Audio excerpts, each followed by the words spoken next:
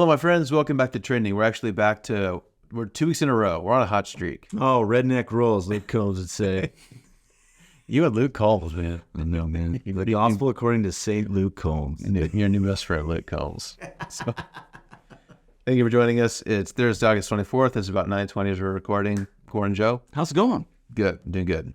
Yeah. Ready to roll? Should we just jump right into it? You've got a Frocket shirt on. I do. Front pocket shirt. Anymore, that's kind of my uniform as a Frocket shirt. Just a plain front pocket T-shirt, jeans. That's my thing. If anyone's listening to the podcast, you can't see, but Joe's got a great shirt on today. Do you want to quickly explain your shirt? So this is a shirt. This is Jen Tarbutton, our middle school leader extraordinaire. She's actually been out of the office. She had knee surgery, so she's on the mend. Jen, hopefully you're feeling better. We did a Trending episode early on. She demanded to be on Trending. I believe that was the Chick-fil-A slide episode. It we did the whole episode from the Chick-fil-A play place. Yes, iconic. One for the record books. Yes. Anyways, she gave this shirt to everybody at the end of middle school camp this summer, and we took a big group picture. And I try to wear it on Wednesdays because there's a few of us that have them, but we haven't synced up totally. Oh, okay. But we want to have like Jen shirt Wednesdays. But now that like program is going to start pretty soon, yeah, like it'll probably happen because it'll be in our view. Nice. Anyways, awesome. But it's a great idea for a t-shirt. Great shirt. Yeah, I love it. Mm-hmm. Our very own Chloe Williams designed it. Is that right? Yep. There is nothing she can't do. She's extraordinarily talented. Yes. Oh my goodness. She's the best. Yeah. Okay, Joe, as always, lots going on in the world, lots of things we could talk about. I came across a study this morning that I thought is interesting and a topic we haven't talked about yet. So lots of things we could talk about, but I wanted to quickly today jump into the discussion of college. All right. There's one of those things where it's not like necessarily in the news today, but I feel like it's one of those things people are just talking about. Yeah. It's expensive. The culture around education has changed a lot. It will continue to change. Yeah. So I'm just going to read a couple of stats from an article I found this morning, and we can just jump here a little bit. So the headline is, 2/3 of Gen Z don't think college degrees are necessary. Okay? Mm-hmm. Let me just run a couple of stats by you. So 1/3 of Gen Z believe that they don't need a college degree for financial success, which is kind of interesting because millennial, which I'm a millennial, you're like right on the edge, right? You're kind of an exennial, right next there somewhere. Yes. The liminal space between those two generations. Okay. Yeah. Millennials are, I didn't know this, but we are technically the most educated generation in American history. 38% of millennials have a college degree. Okay. Obviously, the cost of college is one of the big things people keep talking about. So the average cost today of college is $36,436 per student per year. National student loan debt passed $1.7 trillion this year. So I think that's the biggest thing, is that college is getting more and more expensive. And honestly, culture is kind of changing, where anymore, I think a lot of people who are hiring may not require a degree anymore. If someone's really good in their field, having that step on your resume may not be as important as it was a handful of years ago. Right. So there's a lot there, Joe. You and I both went to college. Clearly, you have like a billion degrees. You've been a professor, so college has been a big part of your life. Yeah. So when you hear this trend that Gen Z is less likely to think that a degree is necessary, what are some of your first thoughts? Well, it seems to be a lagging indicator. The same article that you referenced, let me just read some more. It says, a 2023 survey, so that's obviously this year, of HR managers, so those who all day long just hire and fire people. Yep. They found that 53% of hiring managers have ditched the requirement for a bachelor's degree for some roles in the past year. So I think it's maybe the lagging indicator. If you don't have to put yourself through college to be guaranteed a decent job, one that could actually launch a career, why not get started on it early? Why not cut your teeth on trying to find a job, excelling within it, establish yourself in a company, or like launching your own thing? I think. And maybe with all the tools that we have out there now, folks are just launching on their own, either small business or maybe doing a couple different jobs and piecing those things together. And so I think it may start there, because I think if someone actually starts college, like if they after they graduate high school, if they go to the military, get the GI Bill, come back. I think once you get started and you get some momentum with passing some courses, finding a major of study, I think people do want to stay. I think they do want to. It is quite the price tag to stare down. Yeah, it is quite the calculation. And I think part of it too is they're finding it difficult. Millennials are finding it difficult to pay off college, buy a home, start a family, all three of those, which may have been easier to do a couple generations ago, or at least one generation ago. So I do feel like they're also just doing like a cost benefit analysis. But I can tell you that, I wasn't a great student in high school. I didn't really apply myself. I had other interests. Didn't really do well in the ACT. I think I took it 4 times. I only got a 21. So like I did not have high hopes when I went to college. That surprises me, because now if you took it, you would get like a 37. No, I doubt it. I highly doubt it. I just think the topics on there is maybe not things that I'm totally excited about. But I went to Sterling, small Christian college. Community. The outfit for community there was different. And I got more than my money's worth, and that's saying something, because it wasn't cheap. But I remember like leaving when I left Sterling, going, I don't know if I'm ever going to have an environment like that ever again in my life. And it was like, I went like in grief, leaving and like kind of getting back into, or like starting the adult world, adulting at that point. So I think Sterling was great. I was sad that I left, because I think I got more than I bargained for. That like the screw so much. And I think that's what happens in college. Not only are you getting a piece of paper, maybe getting some like initial training into a career field that you want, but you're learning like how to do difficult stuff, pass those classes that you don't want to take. I think you learn how to create friends from scratch, how to nurse those friendships. People find love there. So I think a whole lot more happens in college than just like the training for the job. And I remember like Arn Froese, who was our psych prof there. He said something, and I think maybe on the surface of it, it sounds a bit elitist, but he said, talk to a friend of yours who didn't go to college after you're done, and you'll see a noticeable difference just by the experience that you had because you came. And by no means did he say that you're a better person. People say like you had like there's just a different contour of your life has different contours now because of your experience in college. So I just wonder if college is less and less of a thing for kids. What does that do for young adults in our community, culture, society? Maybe it won't make a difference any longer. It seemed to make a difference a generation ago. But maybe there's enough supplementing what the traditional college student would get nowadays.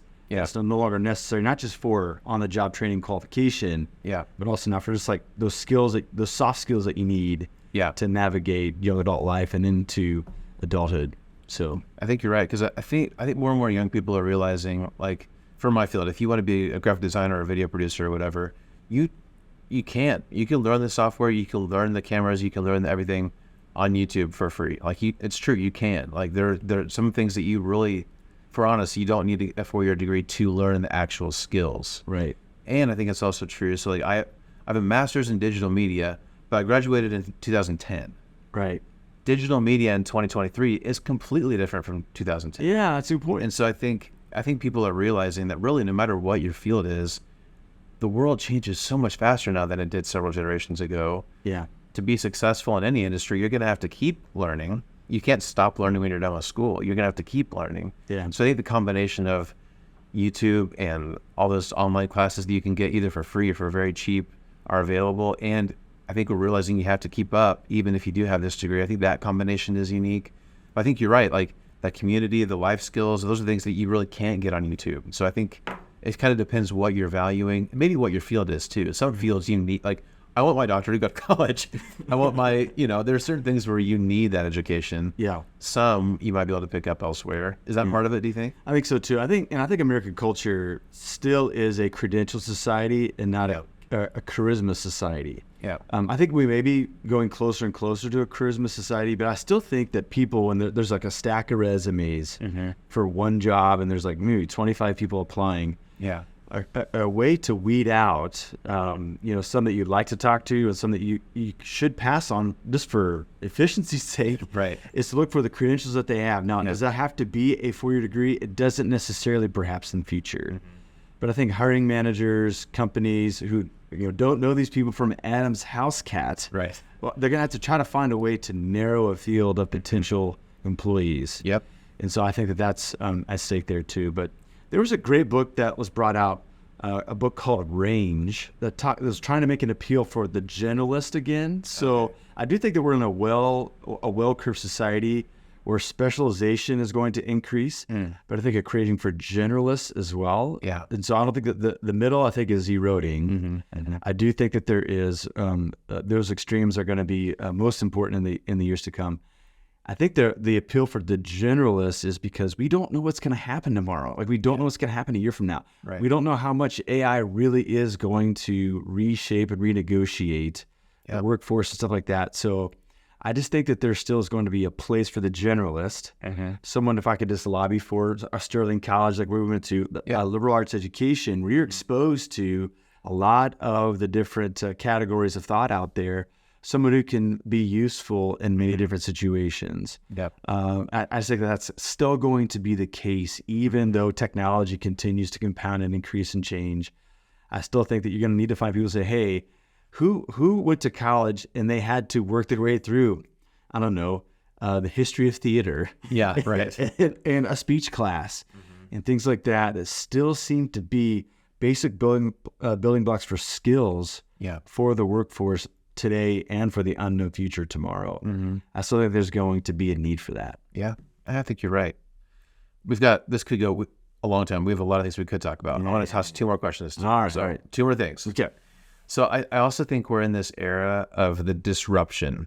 Yeah. Like the past, 5-10 years, that's been the thing, is like Uber, Airbnb, like companies like Warby Parker, Tom's, or like people who take a well-established industry and they can shake it up.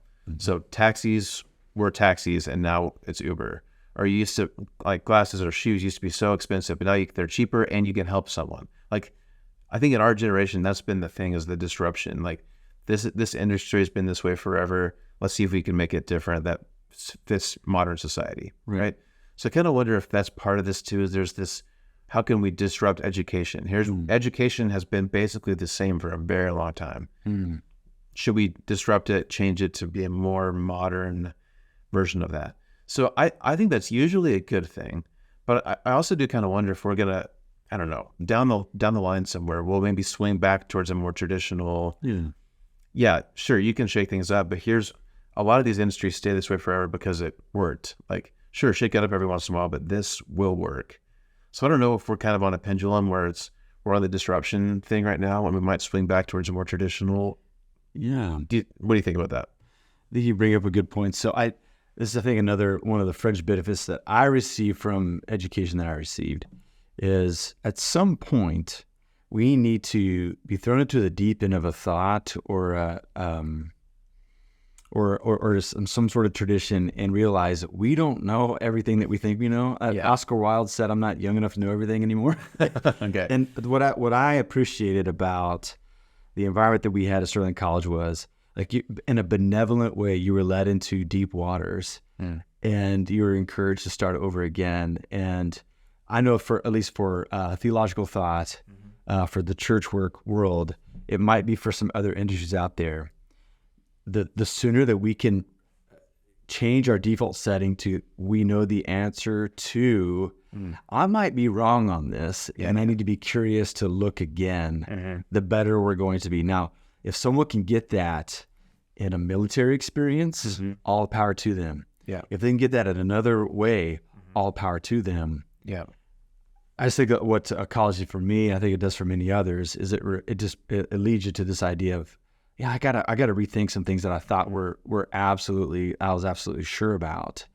I might still hold them, but I actually need to go on the process of the inquiry and discovery, and come about that knowledge a little more honestly, instead of just maybe blanket naive assumptions of what I had beforehand. So I just think that what we call it in the philosophical world is epistemic humility. Epistemology is how we can know anything. And one of the things that our college environment does, it does get back to the foundational stones. It gets behind, like, to see the pipe and the wiring of the walls of how we've come to know anything. And it's good to look at that and say, okay, with all that in mind, do I still want to embrace this or not? And I think we treat it differently that way. We don't weaponize it. We actually say, no, I come from this tradition. I recognize there are other traditions out there. We actually have a more ironic outlook on life, more of a peace-filled environment because of where I know this knowledge comes from. So I think that's another fringe benefit of it. And so, yes, people come with disruption, But I think the older we get, at times we say, you know, maybe that disruptive behavior wasn't so wise. Like I didn't recognize all the things that were intertwined in the thing I was trying to disrupt. That's why, like the old adage says, if you're under 40, you don't trust anybody over 40. And if you're over 40, you don't trust anybody under 40. Yeah. It's because there is this interplay, and we even see this in the Old Testament, between knowledge and wisdom. And I think it was Rick Warren who said, your knowledge can tell you that tomatoes are fruit, but wisdom tells you not to put them in a fruit salad, right? Yeah. So I think we need both of those, knowledge and wisdom, working arm in arm to tackle the complexity of the world to come. Yeah. And so how can we be exposed to both the knowledge bank, but also be around people who help us to apply knowledge more wisely? Yeah. I think however we can get there is the best foot forward. Yeah, that's good. Okay, that's for a transition to our last question. Oh, geez. So we probably have some Christian parents watching, right? You and I are both Christian parents. Someday our kids will be facing this exact dilemma, whether or not to go to college. And some people might hear some of, like our conversation today, see some of these stats, and they're freaked out. Like, college is the kind of the default now, so they thought that it might not be in the future, might be alarming to them. And again, our goal with this whole thing is to try to put a faith spin on it, right? Pastor Joe, are there any faith things that are in play here? Like, does our faith interweave with this conversation at all? And what would you say if there's a Christian parent watching that's not sure what to think about all this? Yeah, I think that is best in Christian parenting is to look at each of your children like an individual project. By the way, Henry now never had kids, a very, very complex person. Some new things have been revealed about him, that's unfortunate. But he said something about parenting that I thought was so good. Okay. You know, he wasn't a parent himself. He said, try to treat your kids like long-term house guests, right? Like, be hospitable to how uniquely who they are. And so I just think that if you've got a family where there's several children, maybe a good 2/3 of them, like, college is the best answer. Maybe they just have a penchant to learning and study. They're not afraid to leave home and to be around a bunch of strangers and to figure it out. There might be some who are more tactile driven, and maybe getting into the workplace is the most appropriate thing for them. Yeah. Or maybe they've got dreams of starting their own business. And I think what we know about a lot of entrepreneurs, like they start and stop businesses. Like, they try and it fails, and they try again after they've learned something. And so I guess what I'm trying to treat my two kids with is, okay, where's their life trending, and how can we help outfit them for the next phase? Yeah. I could see for Avery's a learner. Like, you give her a topic and she gets to the bottom of it, and she exhausts it. Like, she absolutely is thrilled. I think that she's going to have a PhD at some point in her life. I have no idea what it's going to be in. She's a skilling through and through. Yeah, I guess so. But I mean, I have no idea what it's going to be, but I said she's going to latch on to an idea, and she's going to know all of it, all that's possible to know about it. Yeah. I think Ezra is, he's equally as eager to learn, but he does kind of like to find his own way. He does like to not just take everything at face value. I think he's going to want to play college athletics if he's afforded the opportunity. Okay. And so he might go to a school, pick up any major that he can, and like have that facet his, the next phase of his athletics. He might be one that has to go to college a second time because he'll have a different interest down the road. I just hope, by God's grace, that we can afford both of them the best opportunity. But I'm treating it as, we're assuming they're going to go to school. Yeah. They may use it in two different ways, Right. and I'm not going to be so anxious about it. And I really learned that from my parents. I mean, my dad had 5 kids, and each of us have different paths. But he's been so eager to see how our lives turn out. Like, he's been more of a spectator and is cheering us on along the way. Did he have to coach us along the way? Absolutely. He helped me with a couple of critical turns as I was emerging into college age. He gave me some wisdom that at first I didn't know how to take it. But I did listen to him because I knew that he was older and wiser, and I think my life's better because of it. And so it's learning to know, like to dance with our kids, like see what they're coming with. Yeah. How should we guide and lead them, and how should we take a back seat and allow them to take those first critical decisions of ownership in their young adult life, and they'll learn to grow up either when they fall or fail, or when they excel because they're given agency to begin to steer their own future. Yep. So. I really like what you said about wisdom and knowledge, because I think it's going to be increasingly easy to find knowledge in places outside of college. But the wisdom piece, whether they go to college or not, maybe our role as parents is increasingly to teach them wisdom and then how to find knowledge, whether it's college or elsewhere. Like, I think you're really wise to bring both of those things into the equation. Yeah, we just need both of them. Yeah, I mean, because I think we've all known people who have got a ton of knowledge, maybe they lack wisdom. Yeah. Then we have people who we think they don't seem so bright, but like they say the wisest things. Yeah. And we watch their life and they have lived so wisely. I mean, wisdom is just to live skillfully. And they have lived so skillfully, even in absence to official, education. And so how can we get both of those? That'd be the sweet spot. Yep. To try to nurture both of those streams. It's good. I like it a lot. Okay, wrap it up there. We don't have any answers. It'll be interesting to see how this trends as Gen Z gets older, as Generation Alpha. So I think that's probably both of our kids. Yeah. Raise up, and we'll see how it all pans out. Very interesting.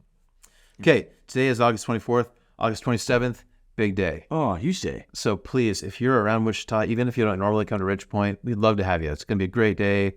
You can finally see the building. It's looking really great. We're really excited about it. So we're also kind of launching this season of our new vision. So we'd love to have you come check out the building. We'll show you around. I think you're really going to like it. So join us on Sunday. Yeah. Can't wait to see you. Yeah. See you then. Have a great weekend. See you next time.